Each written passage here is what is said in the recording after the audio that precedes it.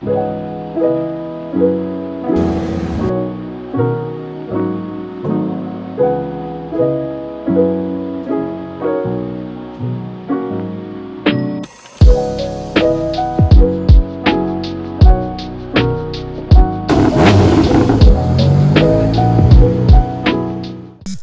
avant de commencer la vidéo, j'ai un message super important à vous faire passer.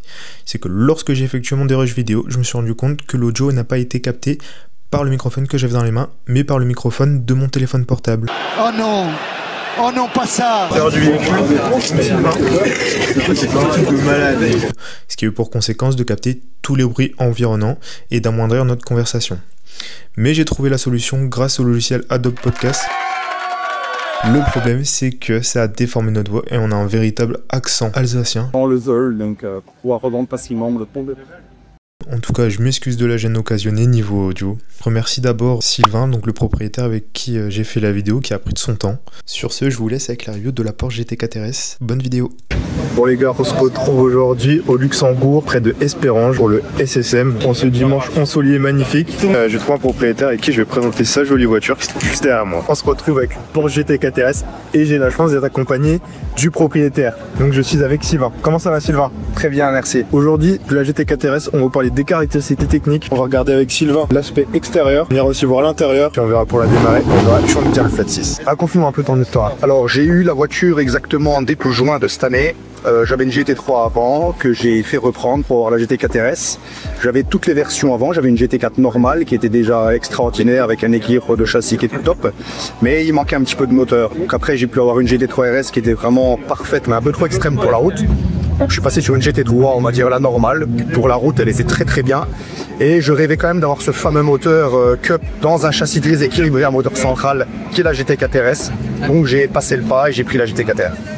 Petite interruption parce que derrière on a une jolie STO-Type-Pass. Bon, donc il y a des coupures. Une petite transition pour les caractéristiques. Bon, je mets sur un flat 6 atmosphérique.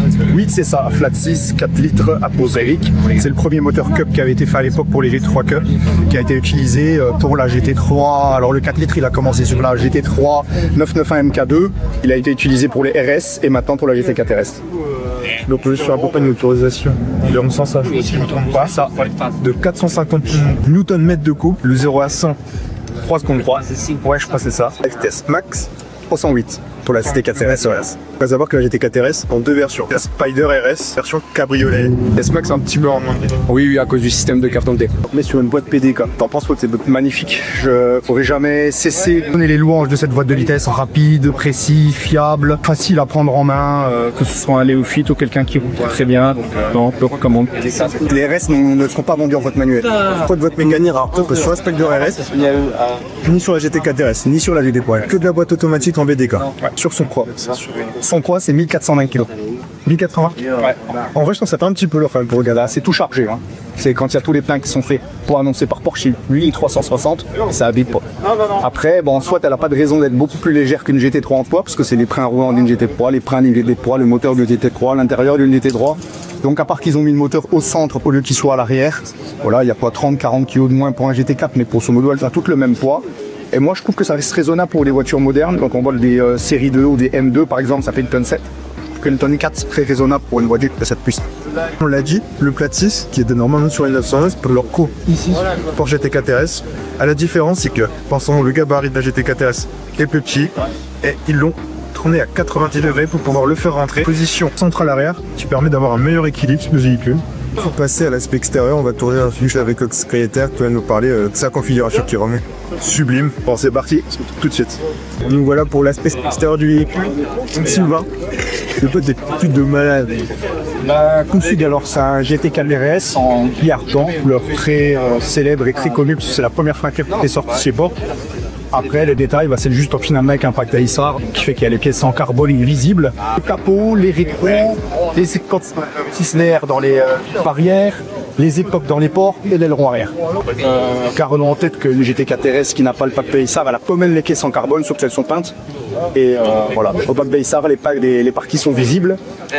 En option, juste des freins noirs, les freins rouges, enfin les jantes néodymes. Et dans le pack Veissar, on a aussi l'arceau en titane au lieu d'être en acier. Et voilà.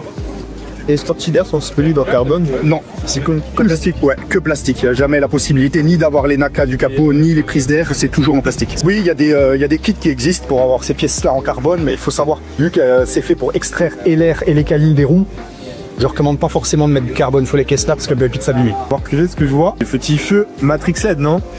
Non, c'est pas Matrix LED, ça c'est PDLS+, parce que le Matrix n'a jamais sorti sur GT4. Il vient juste de sortir sur la toute nouvelle 992. On a l'impression, c'est vrai que ça ressemble, mais c'est du PDLS+, c'est pas du Matrix. C'est des feux... Le Chevy, c'est le plus gros phare qu'il y a chez Porsche. Il a le feu noir, il est directif. Ouais. Ce qui sont les feux modernes, on va dire. moi je trouve plus joli que ceux de série, par vue œil. Mais vraiment la façon, on va voir les quadrilles sorties lumineuses. Ouais, c'est les fameuses cartes lampes qu'on a toujours quand on voit les Porsche arriver. Et le petit engine GT4 RS sur le diffuseur avant. Ici. Là on va passer sur le côté. Le télévisé jaune, tu le résistes. Ouais, c'est couleur néodie.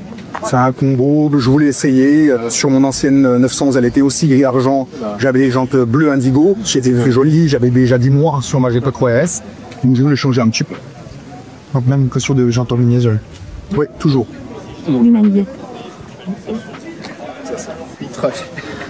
Central comme toutes les RS.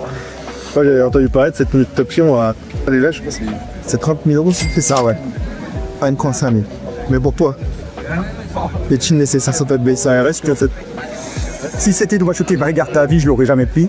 Le luxe, c'est une voiture qu'au-dessus d'un creux vendu, les gens le veulent, donc pour pouvoir revendre facilement, on le tombe. Le sticker GT4 RS avec les rétroviseurs en carbone. Et si je me souviens bien, ça aussi c'est... Oui, c'est des options, ouais. C'est des petites options, que ça fasse complet, quoi. C'est vrai qu'avoir le rétro en carbone et la petite platine en plastique, ça m'a un peu bizarre. Et du coup, cette platine, c'est nous prix à combien? 595 €. 595 €. Le petit triangle, tu vois, cette petite équerre, tu vois. Tu vois, chez Maped, tu l'as à 5 € en plastique. Chez Porsche, c'est 595 €. Ça, c'est les écopes de porte, ça fait aussi partie du pack Veissar. Forcément, j'étais dessus, on va retrouver le cœur de cette GT4 RS. Prise d'air du moteur. La prise d'air du moteur qui mène à l'admission d'air. Exactement, ouais. Et ça s'entend très bien quand on est dans le véhicule, puisque la prise d'air est derrière la tête, donc c'est plutôt pas mal. On a un flat 6, ça chantonne super bien.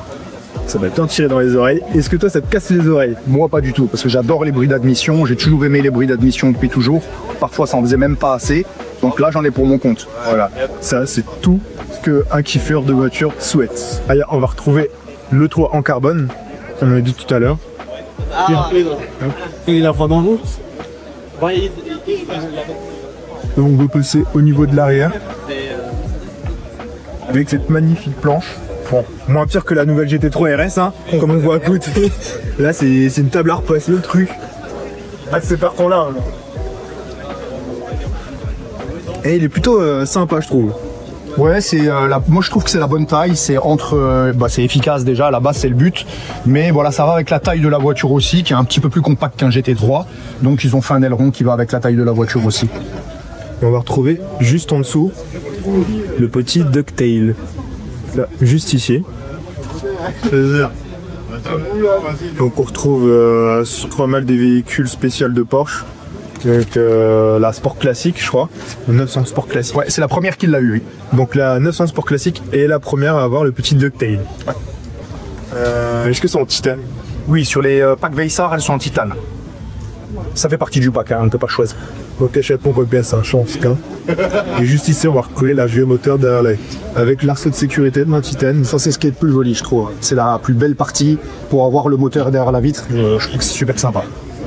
Et vu que c'était le plus gros reproche que tous les possesseurs de 911 ont aujourd'hui, c'est-à-dire que quand on ouvre à l'arrière, on ne voit plus rien. Et ben là, c'est vrai que sur la GT4 RS, ça fait plaisir de pouvoir le voir. Bon, maintenant on va passer à la partie sur l'intérieur de cette GT4 RS. Il faut tout de suite la porte. Comme on peut le voir, on arrive tout de suite sur le seuil de porte rétroéclairé GT4 RS en jaune qui contraste super bien avec le véhicule et qu'on le voit vachement. Ensuite, juste à côté sur les panneaux de porte, on va retrouver de l'Alcantara. Et on n'a plus de poignée, c'est une cingle maintenant, toujours dans l'optimisation du poids. Est-ce que toi ça te dérange d'avoir une cingle ou pas? Non, ça change rien du tout. Je l'avais déjà sur la GT3 RS. Ça marche très très bien. Faut juste prendre l'habitude. Après, on sait qu'on gagne pas vraiment ni en performance ni en quoi que ce soit. Mais c'est pour rappeler historiquement les premiers systèmes d'ouverture de porte qu'il y avait eu sur les versions RS pour à ce moment-là gagner 10 points. Ensuite, un peu plus à l'intérieur. Comme on ne se sent pas de Vaissar, on va retrouver le petit badge Vaissar RS ici. Les magnifiques sièges, donc de la 918 je crois. Ouais. Donc en cuir. Ils avaient été inaugurés sur la 918 hybride. Wow. Ils sont toujours magnifiques, hein. Pour moi c'est les plus beaux. Ouais, maintien de fou, confortable, beau. Baquet avec du carbone, avec les arceaux en titane derrière. Hop. Je vais un peu de le passer côté conducteur. Cette fois on se retrouve au niveau du poste du pilotage et on peut retrouver déjà un joli volant full Alcantara. Et ce qui est bien, c'est qu'on n'a pas de bouton, je trouve. Ah non, ça c'est sur toutes les GT3, GT3 RS, GT4 et GT4 RS, le volant c'est que un volant, il n'y a rien d'autre. Ensuite on va retrouver quelques petits inserts carbone un peu tout autour. Ouais, ça fait partie du pack Vaissar, c'est tout l'intérieur en carbone satiné avec le tableau de bord en Alcantara. On a le pack chrono juste en haut. Ça c'est d'origine sur toutes les RS aussi. La seule option qui est importante sur les véhicules là et que je donne toujours comme conseil, tout ce qui est GT3, GT4 ou les versions RS ou non, c'est le lift. Ça c'est obligatoire, il faut le prendre, ouais, parce que les parkings de nos jours sont très compliqués, les dodas ne sont pas souvent réglementaires. Donc si on veut pas raccrocher sa lame, vaut mieux avoir le lift. Et ce lift c'est une option APV 3500. Bon, c'est quand même un bon investissement parce que je sais pas combien ça coûte une lame. Non, les lames sont pas très très chères en soi. Ils ont vraiment fait en sorte que ce soit une pièce de remplacement. Sur ma GT3, elle coûtait 250 €. Sur celle-là, elle coûte 300 €. Donc c'est raisonnable. Mais après, il y a la main d'œuvre et puis on n'a pas envie de faire ça toutes les 5 minutes non plus. Voilà. Et puis bon, raccrocher, c'est une chose, mais il y a des fois où on passe pas du tout. Donc ça, c'est notre histoire. Et vu que le lift, il augmente quand même de 4 ou 5 cm l'avant de la voiture, là, ça aide beaucoup. À avoir absolument maintenant en France, parce que vu que les dodas ne sont pas souvent réglementaires, sinon tu passes ton temps au garage. Au niveau de la console centrale, on va retrouver plusieurs modes. Poids de PDK en sport, les suspensions sport, le ESC off, ESC plus TC off. Ce qui est joli, notre petit bouton pour mettre l'échappement sport et le fameux lift. Sur l'intérieur, superbe. Time juste derrière. Ouais, on va pas trop voir au niveau du rétroviseur. Oui, comment c'est la visibilité à l'intérieur? Ah, ça c'est le petit défaut de la GT4 RS, parce qu'à cause de la suppression des vitres arrière pour les prises d'air, c'est un petit peu compliqué. Par rapport à une GT3 ou une GT4 normale où on a les vitres à l'arrière, GT4 RS c'est un petit peu plus compliqué sur les vues arrière, donc on utilise un peu plus les rétros, et c'est vrai que là on perd une vitre, donc on perd et de la luminosité et de la visibilité. Et est-ce que tu as les radars de recul ou la caméra de recul? Alors sur la GT4 RS, il y a les deux. Alors il y a le bip bip, on va dire d'origine, j'appelle ça comme ça, le radar, et il y a la caméra en option. Moi j'ai pris les deux. Ok. Ça c'est des options à combien?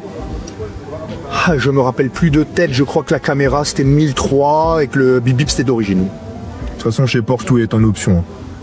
Tout. Malheureusement, c'est un petit défaut, je pense pas spécialement de Porsche, mais des marques germaniques en général. Même quand on prend le haut de gamme de chaque marque, il y a toujours un catalogue d'options hallucinant. Ouais. Là, j'ai pas vu tout à l'heure, mais je vois qu'on a les enceintes Bose. Ça aussi, c'est une option? Oui, c'est aussi l'option. Je crois que c'est quelque chose comme 1008 ou 2000 €. Puisque ça vaut le cul. C'est pas nécessaire quand on achète ce type de véhicule. La sono d'origine est déjà pas trop mal et honnêtement on n'écoute pas souvent la musique dedans. Ok, ouais, forcément ici c'est pas la musique de l'autoradio qu'on écoute, c'est la musique juste derrière qu'on écoute. Pour ce qui était de l'intérieur, je pense que j'ai un peu quoi tout dit. Après on va passer sur le démarrage du véhicule, l'animation du flat 6.